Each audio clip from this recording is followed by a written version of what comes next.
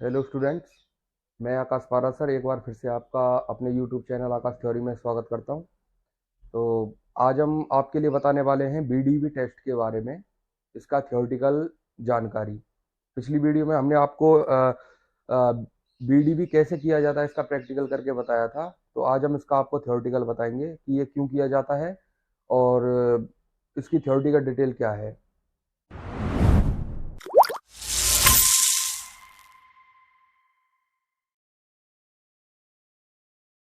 अब चलिए बताते हैं बीडीबी कैसे की जाती है। बीडीबी पे चर्चा करते हैं। अब देखो, बीडीबी करने के लिए हम क्या करते हैं कि हम ट्रांसफार्मर ऑयल को एक पोर्ट में डालते हैं बीडीबी मशीन के में। ठीक है, जैसे सपोज करो ये कोई इसका पोर्ट है, इसके अंदर दो इलेक्ट्रोड होते हैं जो सीधे किससे जुड़े होते हैं, आपकी सप्लाई से जुड़े होते हैं। ठीक है, इस पोर्ट के अंदर हम ट्रांसफार्मर ऑयल को भर देते हैं और ये जो आपके इलेक्ट्रोड होते हैं, ये इन दोनों के बीच का जो गैप होता है उस गैप को हम रखते हैं 2.5 mm। कितना रखते हैं? 2.5 mm।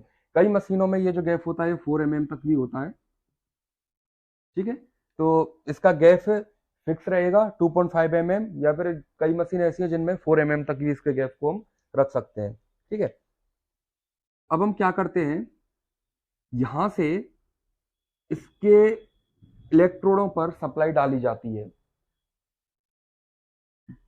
अब इस गैप को एडजस्ट करने के लिए क्या होता है कि ये आपके जो दो इलेक्ट्रोड होते हैं, इलेक्ट्रोड ए और इलेक्ट्रोड बी, इनमें से एक इलेक्ट्रोड आपका रहेगा फिक्स इलेक्ट्रोड।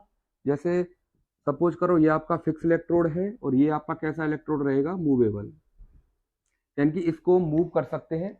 अगर हमको ये गैप 2.5 mm करना है तो हम क्या करेंगे कि ये वाला जो इलेक्ट्रोड होता है इसके ऊपर एक स्केल होती है, उस स्केल को लेफ्ट और राइट में मूव करके इस गैप को 2.5 पे एडजस्ट किया जाता है।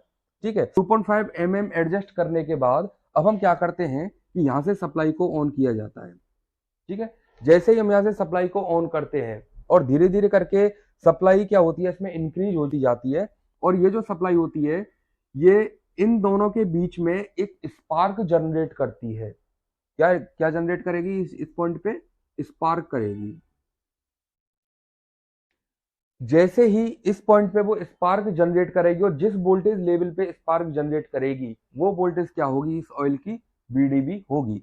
जैसे मान के चलिए हम इस वोल्टेज को बढ़ा के, यानी कि 2 kV से बढ़ा के, और हम इसको ले जाते हैं 44 या 45 kV तक, हम इसको लेके चले जाते हैं। जैसे ही वोल्टेज 45 kV डिस्प्ले होती है, इसके बीच में क्या होगी? स्पार्क होगी और मशीन क्या हो जाएगी? आपकी ट्रिप हो जाएगी। जैसे ही मशीन ट्रिप हो जाएगी तो ये वोल्टेज इंड्यूस करना बंद कर देगी, और जिस मैक्सिमम वैल्यू जो वोल्टेज की होगी जिस पे मशीन आपकी ट्रिप हुई है वो क्या कहलाएगी? इस ऑयल की बीडीबी कहलाएगी।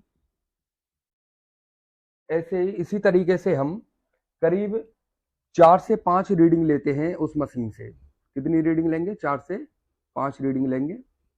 ठीक है, जैसे सपोज करो फर्स्ट टाइम जो हमने रीडिंग ली है वो लगभग 5 मिनट का डिफरेंस लेती है।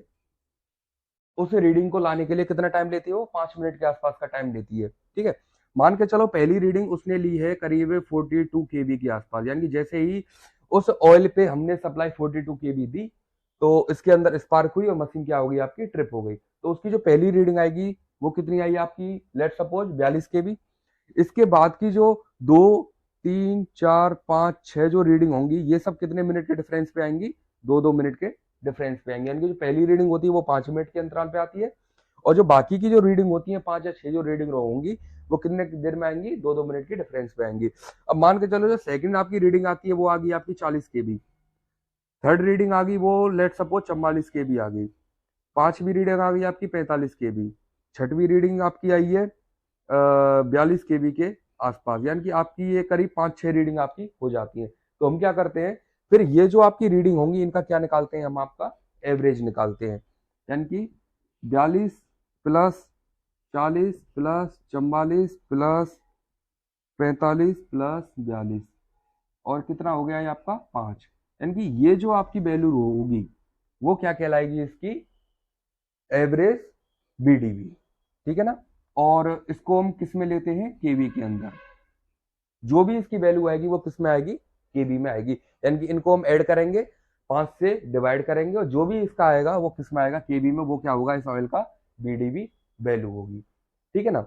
अब हम बात करते हैं कि बीडीवी जो हम करेंगे उसके लिए कुछ शर्तें होती हैं कि बीडीवी जिस ऑयल की हम करते हैं उसके लिए क्या क्या शर्तें अप्लाई की जाती है। ठीक है। अगर ये वीडियो आपको अच्छी लग रही हो तो प्लीज एक बार चैनल को सब्सक्राइब जरूर कर दें और लाइक करें, वीडियो को शेयर भी करें। तो चलो हम बात करते हैं, बीडीवी टेस्ट जब हम करेंगे तो उसके लिए कुछ टर्म होती हैं। मेन जो चीज होती है वो होती है कि बीडीवी जिस ऑयल की हम करेंगे उसको जिस ट्रांसफार्मर से हम निकालेंगे तो वो जो पोर्ट होता है वो कैसा होना चाहिए, क्लोज होना चाहिए। यानी कि हमको किसी ऐसे बीकर में उस ऑयल को नहीं लेना है जो खुला हुआ हो, क्योंकि जो ट्रांसफार्मर का ऑयल होता है उसका जो सबसे बड़ा दुश्मन जो माना जाता है ना, वो मॉइस्चर और गंदगी मानी जाती है। जैसे ही ट्रांसफार्मर के अंदर मॉइस्चर आता है तो उसकी जो बीडीवी वैल्यू होती है वो क्या हो जाती है, आपकी कम हो जाती है। ठीक है। तो सबसे पहली बात है कि जो ट्रांसफार्मर का ऑयल जिस बीकर में हम लेंगे वो कैसा होना चाहिए, बंद होना चाहिए, एक बोतल टाइप का होना चाहिए जिससे कि उसमें हवा आए ना। दूसरा होता है कि जब हम बीडीवी मशीन के पोर्ट में जब उस ऑयल को भरते हैं तो उसमें बुलबुले नहीं होने चाहिए, बुलबुले नहीं होने चाहिए।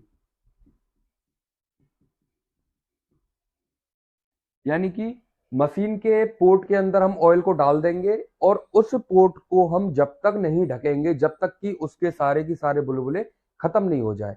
क्योंकि अगर उस ऑयल के अंदर बुलबुले होंगे तो मतलब उस ऑयल के अंदर एयर है, और एयर की वजह से जो आपका ट्रांसफार्मर ऑयल होगा उसकी बीडीवी सही नहीं आएगी।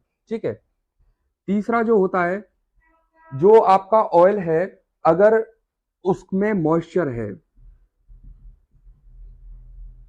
अगर उसके अंदर मॉइस्चर है तो उसकी जो बीडीवी वैल्यू क्या आएगी, आपकी कम आएगी। मॉइस्चर हो या फिर उस ट्रांसफार्मर ऑयल के अंदर गंदगी है तो उस ऑयल की बीडीवी क्या आएगी, कम आएगी। और अगर वही जो आपका ट्रांसफार्मर ऑयल है वो फिल्टर्ड है, उसको फिल्टर किया जा चुका है, उसके अंदर मॉइस्चर नहीं है, उसके अंदर गंदगी नहीं है, तो उसकी जो बीडीवी क्या आएगी, आपकी अच्छी आएगी, यानी कि ज्यादा आएगी। ठीक है। चौथा और जो मेन होता है कि जैसे सपोज करो कोई भी आपका ट्रांसफार्मर ऑयल है वो खराब कंडीशन में है, उसके अंदर मॉइस्चर है, तो हम उसका क्या करेंगे, फिल्टर करेंगे। उसको जैसे ही हम फिल्टर करते हैं तो फिल्टर की सिचुएशन में उस ऑयल को हम एक हीटर से गुजारते हैं। उसकी भी वीडियो हम आपको दे देंगे कि फिल्टर जो हम करते हैं वो किस तरीके से करते हैं, कौन सी मशीन से करते हैं और उसके पार्ट क्या क्या होते हैं, उसके बारे में भी आपको बता देंगे।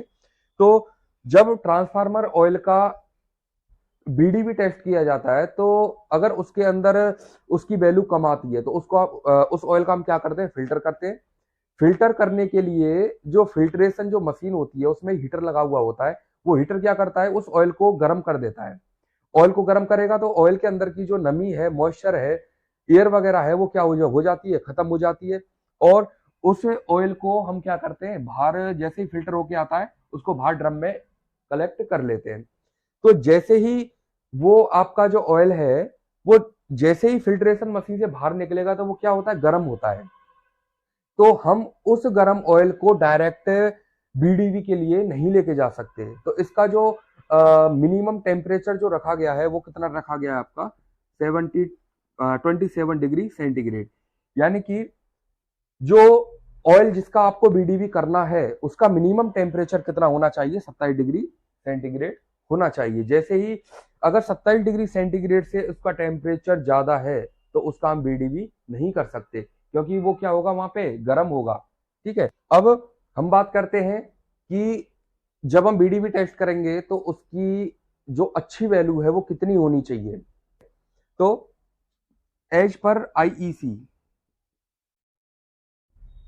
जो अपना इंडियन स्टैंडर्ड है उसके अकॉर्डिंग जो ट्रांसफार्मर ऑयल का जो बीडीवी रखा गया है वो मिनिमम कितना है, यानी कि 30 केवी से कम नहीं होना चाहिए। अगर आपका ट्रांसफार्मर ऑयल 30 केवी से कम है तो हम बोलेंगे कि उस ऑयल के लिए फिल्ट्रेशन की जरूरत है।